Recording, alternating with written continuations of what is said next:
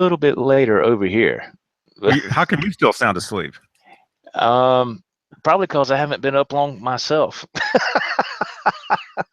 Wait a minute. Let Well, me talk to Siri. Siri, get coffee.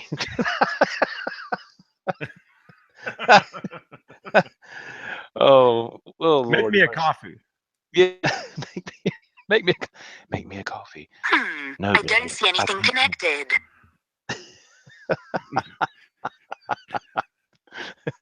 I can't do that now, Dave. Wait a minute. I didn't get that. Notice how my Siri Please. has a British accent. Oh yeah, you can change the. Make me breakfast. Okay, check it out. Oh, Check it out. oh, there's a bakery near here. Oh, wow. Okay. Yeah. It lets you know where the local eating establishments are. I would take it. Oh yeah. Yeah. That's Yeah. cool. Oh, that's something I was going to talk to you about. Aren't you Yes, the sir. one? Don't you have a Adam Wu T-shirt? Adam the Woo T-shirt. Yes, sir. I do. Isn't that you? Okay, yeah, I remember you wearing that. I've been binge watching that dude, man. I told you.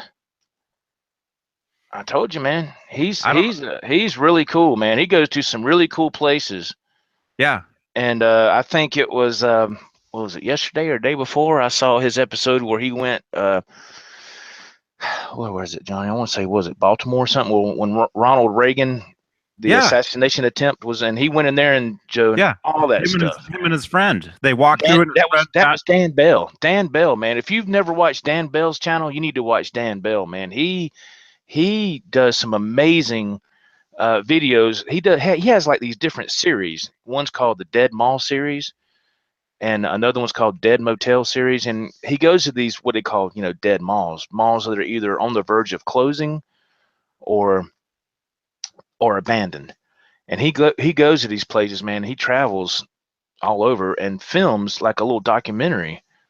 And it is really cool. And he shows what the mall used to be like back in the day, and the now how it's. And what's really cool, man, he pays attention to so much detail. And when he's out in the parking lot and he's walking in up to the door of the mall, and right when he walks in, you start hearing that mall music in the background. Of course, it's added in. He adds that in. Oh, You know what I'm saying? How it's got that kind of. it's really creepy. Yeah.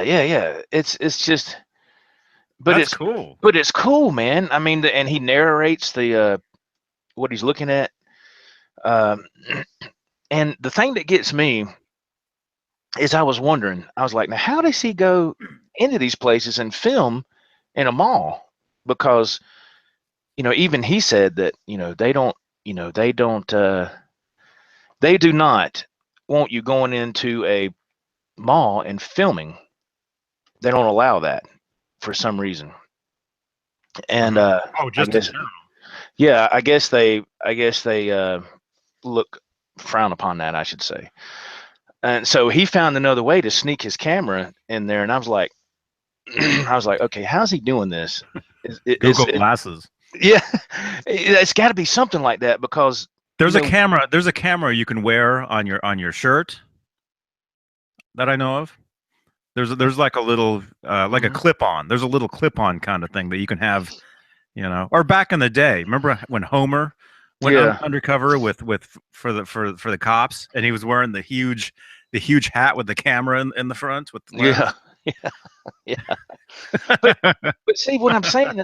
But I've seen him doing an interview where he says he had to use a hidden camera, and I was like, well, I'm wondering if he's using those, like you said, the glasses with the cameras on each end of the arm or something, because he makes it look like first person, like you're actually walking through the mall, and there's no the movement of the camera is so smooth. It doesn't hop up and down like it would if it was on your chest and you were walking. Because every time Hmm. you take a step, the camera would kind of bob up and down a little bit, but you don't really see that. And I was like, man, how is he doing that? But Yeah, it's probably built into his glasses. that's what I'm thinking. And but he is. I really like to see. I was really shocked to see those two together on Adam's vlog the other day. I was like, oh, that is so cool. They're hanging out together, because apparently Dan Bell lives in the Baltimore area, and and I love his videos, man. I mean, he goes to this one mall. I can't remember exactly. He drove like 4 hours to get to this mall. This mall had been shut down for quite some time. It used to be one of the most popular malls. He found a way in. Of course, he didn't break in, but he found a way in. And there was a piece of plywood that was up for this window, but it had fell down somehow. A lot of people, when stuff shuts down, they'll go in there and vandalize it, tear stuff up. And there's these people called scrappers.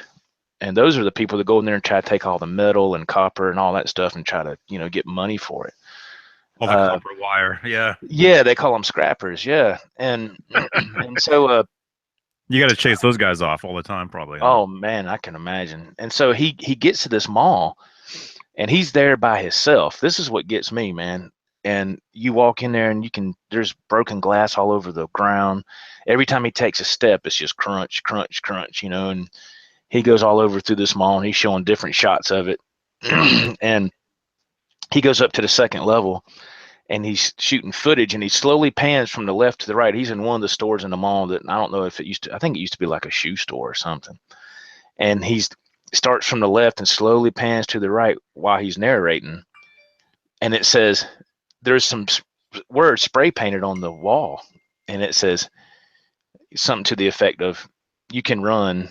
Then you go to the next panel and it says, but you can't hide. Then he goes to the next section of the wall. It says, I will find you. And the next section says, I will blank you, with the word K, and I was like, what? And that was freaky, man. And he was walking all around that mall looking at stuff. And then all of a sudden, some cops show up, and he freezes the video, and he goes, you hear like this music, going, the cops show up and they escort him out of the mall. And he thought he was going to get in really big trouble, and get a trespass citation or something, but he didn't. They escorted him out. But how he got busted was what he didn't know about that mall he was at. Next door was like a storage facility that has storage units or whatever. And that man had his cameras on. And when Dan Bell pulled up to that part of the mall and parked his car, the cameras caught him getting out of his car, going into that mall. So the guy called the law. And that's those storage places. Yeah. I've had storage spaces. I don't now, but I've had them for years. Yeah. And yeah, those places are always under surveillance all the time. Oh yeah, absolutely, man. But that's just one quick thing right there. And yeah, but talking about that Reagan episode, I just watched that. I just like, it would have been, I was gone all day yesterday. It was day before yesterday is when I saw it. Yes. And I had watched all that footage when that actually, I barely remember it actually happening, when I was a little kid. Right. But here on YouTube, there was the actual footage. Like, you can watch the entire speech that Reagan gives. You can watch the entire speech, and then basically they go, what channel would it have been? It would have been either like when CNN first started, something like that. I think it was CNN. And they were showing the entire speech, because that's what Reagan, he was there, he doing a speech is what he was doing. Right. And when he left, basically they go back and they're talking about how the speech was, and then they break back in, either showing him walking out, like that footage that everybody saw, or like after it happened. Because most of that footage where you actually see him walking out, that was a couple other news stations that footage is from. Right. But so you can basically, like, how when something happens, let's say, some huge event happens, and basically you can sit there all day and watch, and they talk about it and they recap it all day. That's what they did that day. Right. So I've seen all that actual original footage. But wasn't it cool? Wasn't it cool to see what it looks like now when he went there to show you where everything took place? And You know, the what it outside. looked like then to what it looks like now, you know, and how they went out the same doors that President Reagan went out. You know, they found a way to go out those same doors that him and the Secret Service went out to that very spot. That, to me, that's awesome, man. That's awesome. I was like, wow. Yeah, yeah, it was cool that the guy you're talking about, the other guy, not the Woo, but the other guy, Dan Bell. Bell, that he found that elevator. Yes. In the back, and they traced the steps. Oh, they would have taken him out this way and this way, and and I was looking while they were doing that, and I was like, you notice nobody is coming to, you know, see what they're doing in these hallways of this hotel. You know, I was like, man, they're getting really lucky. You know, that would have been me. They'd been like, hey, excuse me, sir, what are you doing? You know, something like. They'd be like, hey, Joe, because you'd be wearing your T-shirt with your name on it. Yeah, that's him right there. Did people ever just say, "Oh, hey, Joe," when you're walking down the street? No. Or they think you're a huge fan of Joe Wentz. Yeah, I don't really get to see. I don't get to see many people, man, because I'm on the road all the time. I'm in a truck, so you know, the only time I'm actually walking anywhere or doing something is on the weekend or something like that. You know, going into the store real quick, picking up something. You know, come back home, because we're big homebodies, man. We don't go out too much. But so that's when you're wearing the Joe Wentz shorts. The shorts, absolutely. Yes. It says Joe Wentz on the back. Yeah. You know, like those other shorts, they say pink. Yours say Joe Wentz on each side. Joe and Joe Wentz and then Project on the other side. Yeah. Look at the project, baby. Or on the front, it says the Joe Wentz. On the back, it says Project. Oh my God, that is crazy. Oh Lord, that's too funny. But hey man, I was thinking of asking you this too. I don't wear shorts. Speaking of, oh my goodness, oh Lord of mercy. You since this is podcast style, you know, radio kind of format, kind of sort of. Have you know? I know you were in quite a few bands and stuff like that. Did you ever do any kind of in studio radio things or anything like that, or any, you know, have to go into a radio station or maybe promote a show or perform or anything like that? Did you ever do anything like that? Mm-hmm. Oh yeah, many times, a bunch of times. Cool, man. What was can you enlighten us on that a little bit? I mean, what did you know, what was that in the California area? Or was that, you know, somewhere else? Or let's see. I think the majority of them were in California. Mm-hmm. Well, I know I do remember. I remember doing one in San Francisco at a station. That would have been KUSF in San Francisco, the college station, because it's college radio is what it is. Oh, okay. Because usually a lot of times when you're on tour, and you're in like an indie band, a garage band, you know, most of the time you do college radio. Right. Okay. I think I remember we did one. I did this. I was in this band called the Mayfire, and we did this tour. It was called the what was it? Circa Rocktastico. It was this it was this tour we did with these two other bands. One band was called Astor Heights. I think they're still around. They're good friends. And then the other band was called Montenegro. And they are not still around, but I think the singer is doing his own thing. Both those bands, they were both signed. Montenegro, they were signed to Epic Records. And then Astor Heights, I think they were on Universal, I think. So they were doing this tour, this MTV Trace is what the Spanish MTV at the time. I don't think the channel's still around now, but they were doing an MTV3 tour, and we jumped on. We jumped onto it. So it was all three bands, and so we'd go city to city, the three separate bands, and then there'd be like one or two openers in each city, like other bands. Oh, okay. So it was a long night of rock and roll, right? And I think we traded like slots. It wasn't always, opening or middle or closing. I think somehow we rotated, or like whoever wanted to go on that night, whatever. But I do remember we played a show. Where was that? I want to say down in Central California somewhere. Actually, no. It was L.A. area. What's the town? Pomona. You know Pomona? You ever driven through Pomona? No, I have not. No, sir. I have not. Oh, you've never been to California? No, sir. That's right. Not. Okay. I think it was Pomona. I think we played a theater. Wow, Glass. The Glass House, I think is what it's called. Really cool place. I'm thinking we did a radio thing for that show, where they had all of us, all three bands, in the control room. Oh, one microphone, basically. Yeah. Oh Lord, that's crowded, man. Yeah.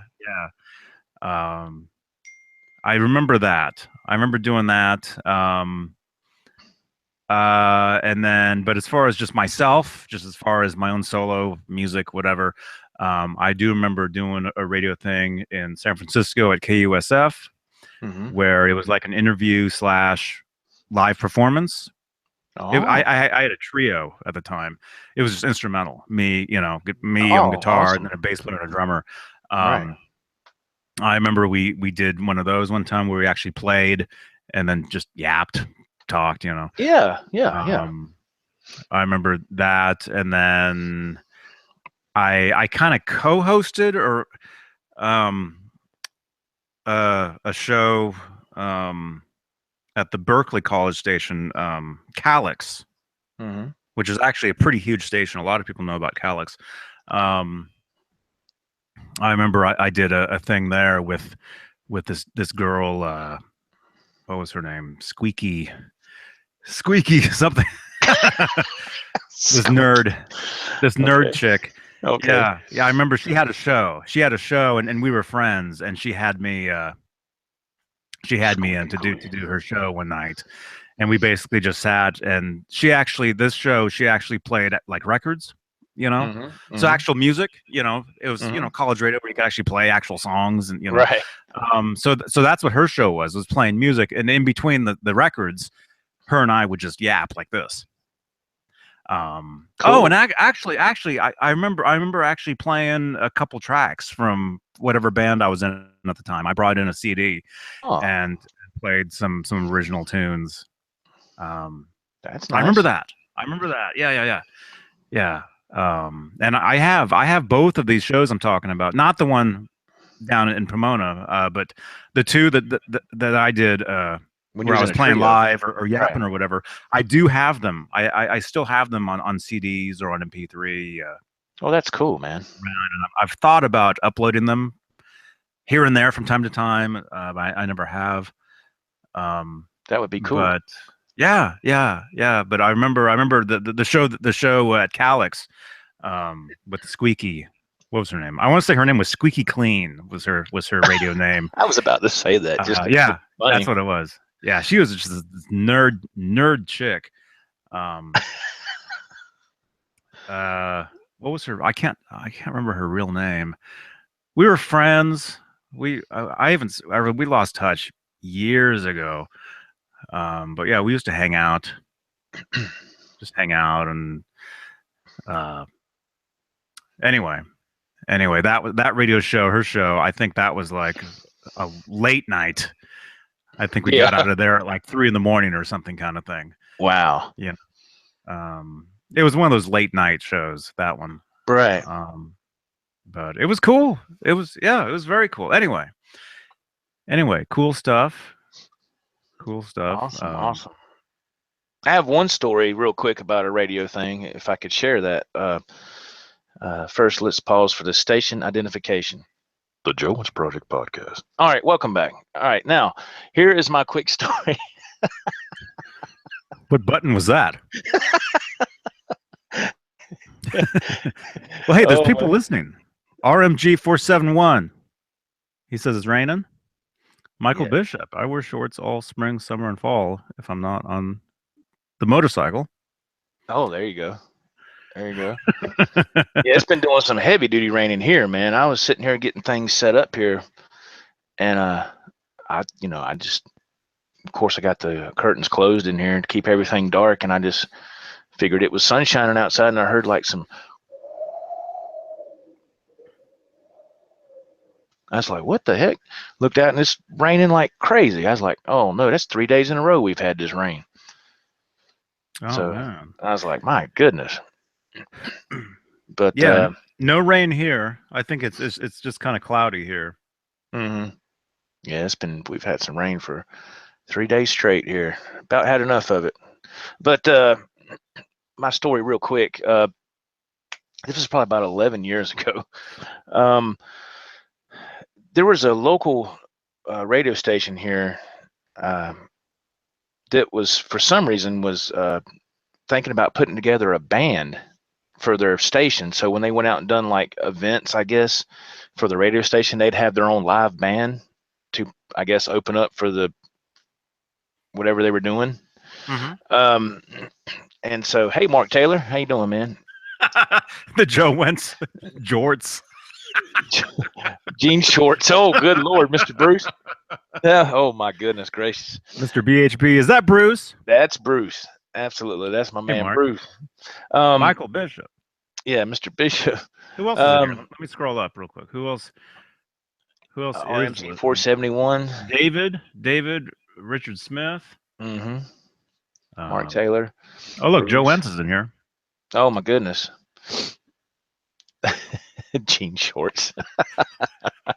The jorts. Oh Lord. Those are next. Yeah, no, they're not. They are not next, I promise.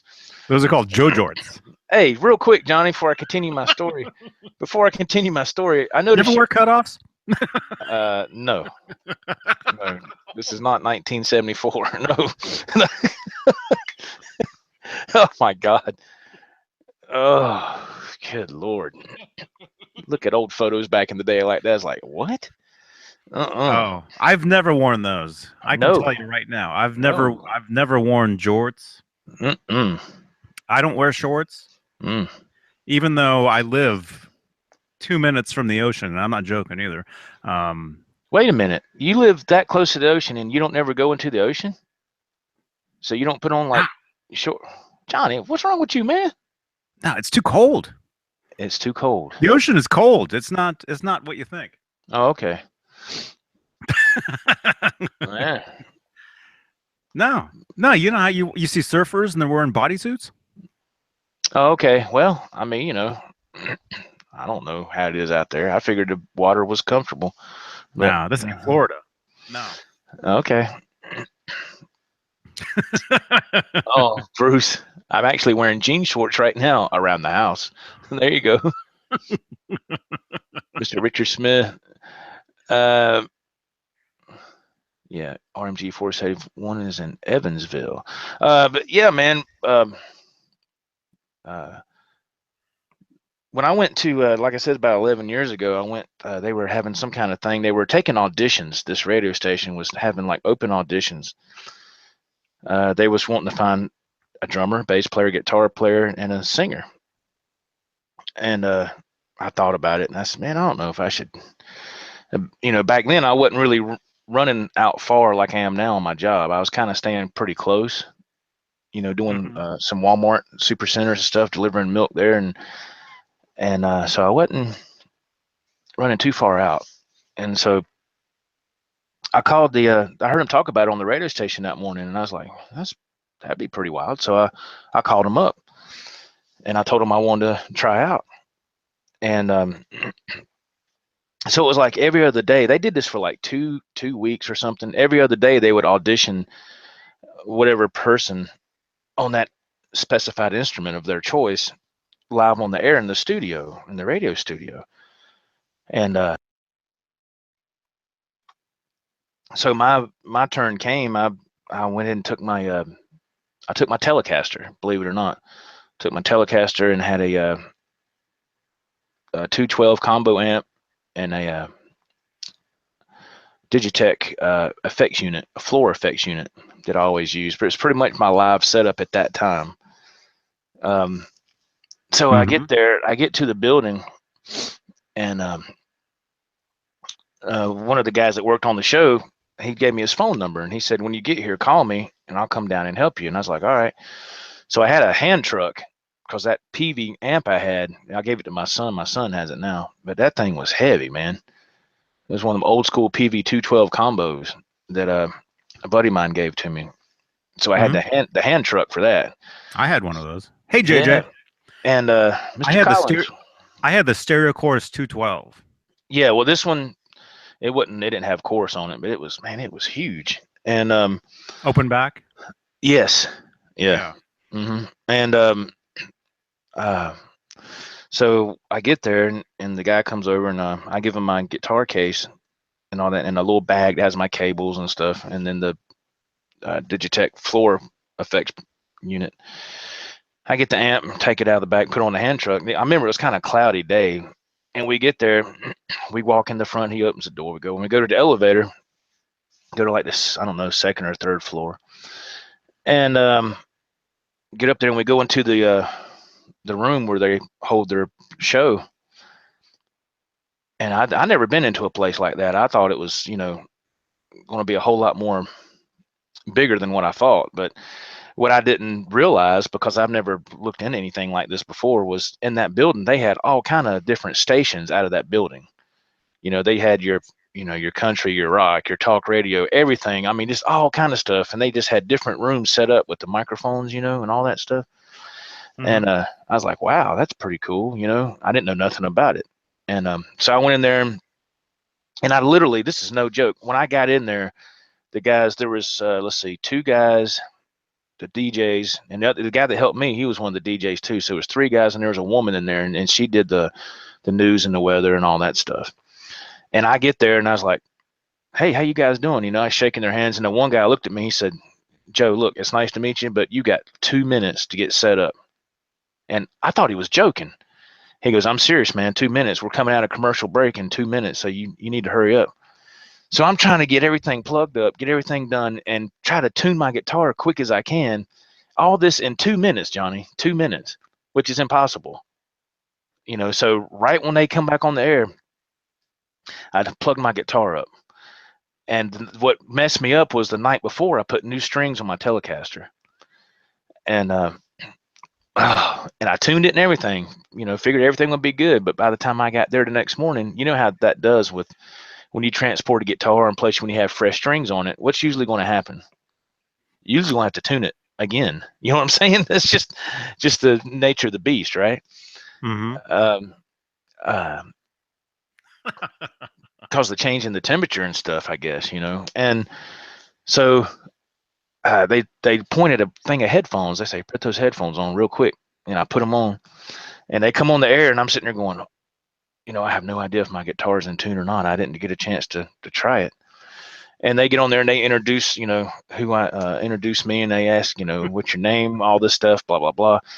And how long have I been playing and all this? And they said, well, okay, he's here to audition for the guitar player slot for this band that we're going to put together. I was like, yeah, man, thanks y'all. Thanks for having me here and all this stuff. And I go to play, and right when I go to play, everything's in tune except the top E string, or the low E string, excuse me. The low E string was just way, I was like, oh my goodness. So I tuned it real quick and matched it up real quick. And it reminded me of that footage of Jimi Hendrix doing, when he was on the Lulu show, and he was playing live, and he was doing like Voodoo Child and stuff. And he looked, he looked over real quick and turned the low E key, tuned it, and he looked at his buddies and gave that little grin, like, "Whoa, that was close," So I got that done, and they said, "All right, play us a little something." And so I played some licks from different songs, the Doobie Brothers, Steve Miller, Let's see, the intro for My Girl by the Temptations, because that one guy said he liked Motown music, so I played that and all that stuff. And then right before they went to the commercial break, I mean, I sat there and played for about maybe 5 minutes, and they talked to me, you know, and all that stuff. And they was getting ready to go to commercial break, and I said, all right, they said, is there one thing you'd like to play before we go out into commercial break?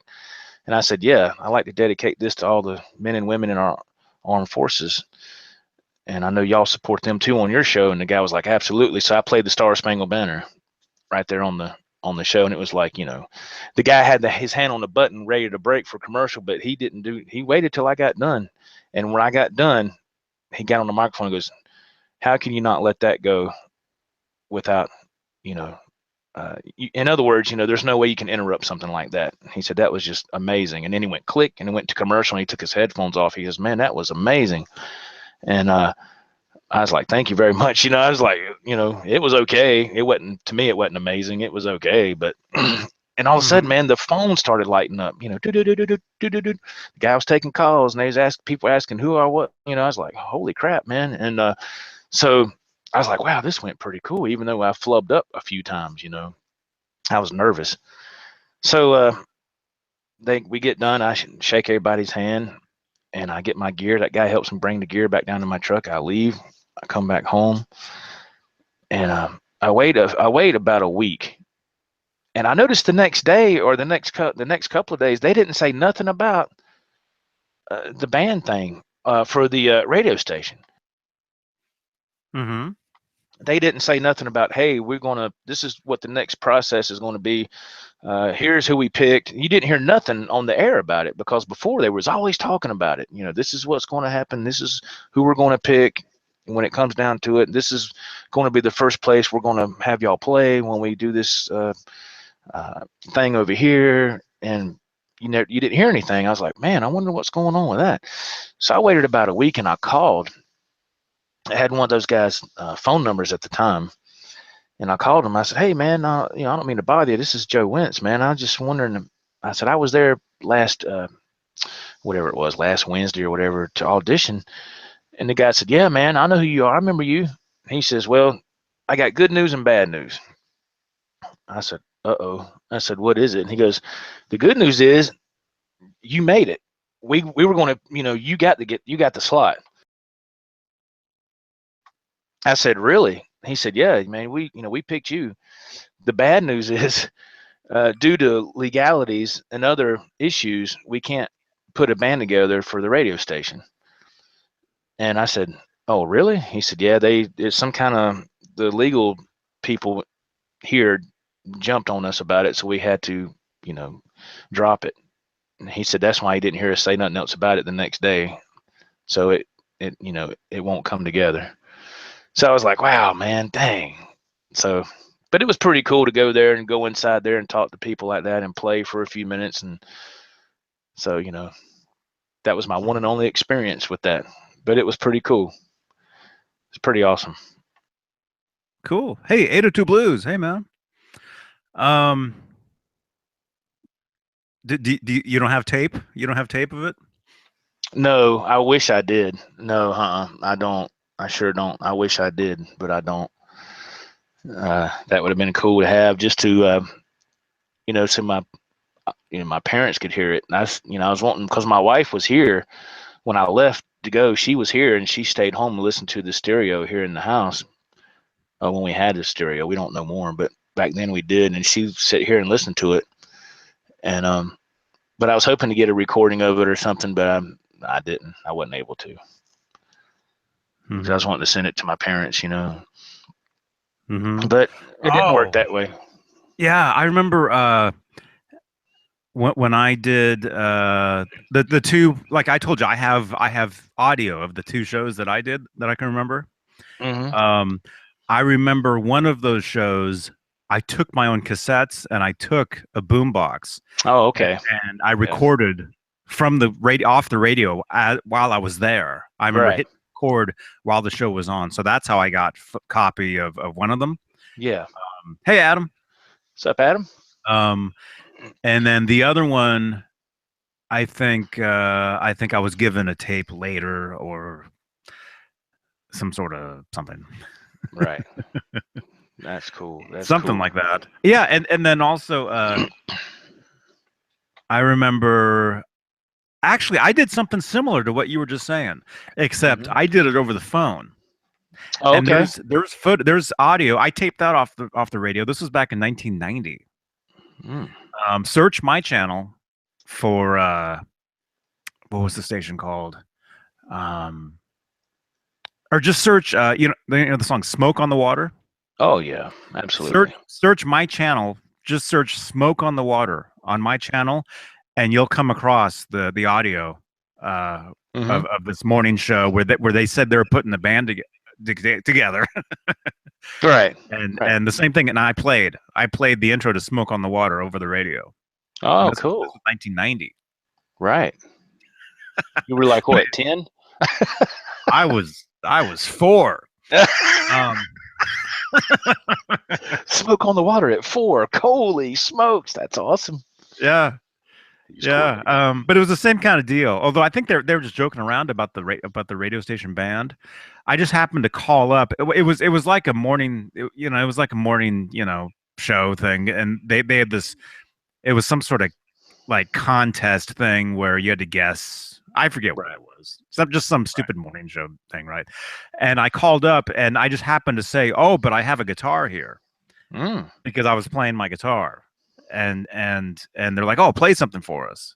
And they asked, "Can you play Oh. Smoke on the Water?" Oh, okay. And then they said they were putting together a band. You want to join us? I'm like, "Yeah," Oh. but it was like, it was a mess, Um, yeah, search my channel for "Smoke on the Water," and you should come across it, and you can hear it. That's awesome. Um, Cool. From the Johnny Bean archives. yeah, That's cool. Awesome, man. that's the year Adam graduated high school. 1990? Hmm. Ah, cool. That's awesome. All right, man. Oh, Lordy. Folks, I have to get ready to scoot on out of here. It is almost 2:30 and I have to get ready to leave to go to work. And so I do apologize. I hope everybody enjoyed this little podcast. I'd like to thank Johnny for jumping on and spending some time here on this little show. Thank you, Johnny, so much, man, for taking the time to drop in here. Thank you. Always, man. Thank you so It's a much, lot of man. fun. Everybody, if you're listening to this for the first time, my name is Joe. I love to do daily vlogs, sometimes podcasts, guitar-related videos. Look in the description below to find out more about me and my t-shirts if you would like. And sorry, no shorts. No shorts. Jorts. Yeah, no jorts. And also check out Johnny Beane on YouTube. That's who I have on here right now. Johnny Beane is on YouTube. They talk guitar, EVH guitars, gear, all kind of different stuff. Monday, Wednesday, and Friday, 5 p.m. Pacific, 8 p.m. Eastern. Usually has his co-host David Nesdahl on there. Really cool guy. He usually has to wake up for those. He usually has to wake up for those. That's right. Yeah. Yes. Although look up on our store, pretty soon for the Dave Nesdahl jorts. Okay, man. Cool. Absolutely. Absolutely. Oh, real quick before I sign off. I notice on your coffee mug when you're on your show, you have the thing covered up. You had the label or whatever covered up. So if I were to send you a Joe Wentz Project coffee mug, would you cover that label up? No. Okay. Cool. I'm just checking because I don't know. I'm not going to do it if you're going to cover it up. I was like, well, there's no sense in it. So No, yeah, it's funny, man. I'm sitting here. I just had my tea in that cup you're talking about. right. Yeah, it's just it has a logo on it. Yeah, it's just one of those things, Cool. It's no big deal. No big deal. There's nothing wrong with it. There's nothing wrong with it. It's just I don't tell you guys everything. Oh, I understand. You know what I mean? Yeah, you don't need to. Yeah, some things you don't need to. That's right. All right. Hey, Brent C. Rocks. What's up, man? Mr. Bruce, Mr. Bishop, Mr. Smith. Thank y'all. Everybody else, Mr. Collins. Yeah. Brent. RNG 471. Yeah, there's Brent. Brent played a show the other night. He was rocking out. Did you see that? Yeah, he's been doing some gigs lately, man. He's getting back on the scene. Awesome. Brentsy rocks. Jorts. Wow. Brentsy rocks wears jorts for the first time on his new solo show. Brent, when did you do that, man? Oh my gosh. Bruce says Joe Wentz. I used my Joe Wentz Project coffee mug today. Cool, Bruce. Thank you, man. That's awesome. I spilled my coffee all over my jorts. Oh my gosh. You don't wear any. I spilled my coffee in my lap. Hang on, I gotta change my jorts. Mike himself says, "Hey guys, just waiting on my 5150 guitar." Oh boy, that's gonna be like Christmas morning, man. How many more sleeps until you get that thing? I could not tell you. I do not know. Adam says, "Why no shirt, no shoes, no service?" That's funny. Adam, he's a trip. All right, everybody. Thank you so much for listening. Thank you very much. No Y'all shorts. be sure, No shorts. be sure to tune in the Johnny Show tonight. Johnny Beane on YouTube, man. Wolfgang Wednesday should be pretty cool. Very interesting stuff, man. So thank you, Johnny, man, so much. You got any websites or anything you like to plug, man? JoeWentzProject.org. No, that would be the joewentzproject.com. Oh man, you got to grab .org too, man. Oh, I do? Oh, okay. No, just JohnnyBean.com, Twitter @JohnnyBean, Facebook guitarist Johnny Beane, Instagram Johnny Beane, Snapchat Johnny Beane. My goodness, you are everywhere. Dave Nesdahl jorts. Get them while they're hot. God almighty. You don't want Nesdahl's not his hot jorts, man. No. That sounds nasty. Oh my God. With spaghetti This stains. thing's got ugly. My God. He's never gonna hear this. Oh Lord of mercy. Hey, Senator, He's what's still up, asleep. brother? Hey, EVH needs to sell striped jorts. That's what Senator says. Oh my goodness. How can you even change your jorts? Aren't jorts just like pant legs and then shorts on top? I do not know. That's what they are. I do not know, It's man. not one piece. It's two pieces.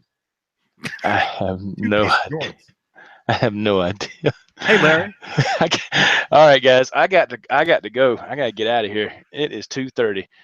And thank y'all so much for listening. And love you guys. Y'all have a good day. Be safe. We'll see you next time. This is Joe for the Joe Wentz Project Podcast. Bye-bye.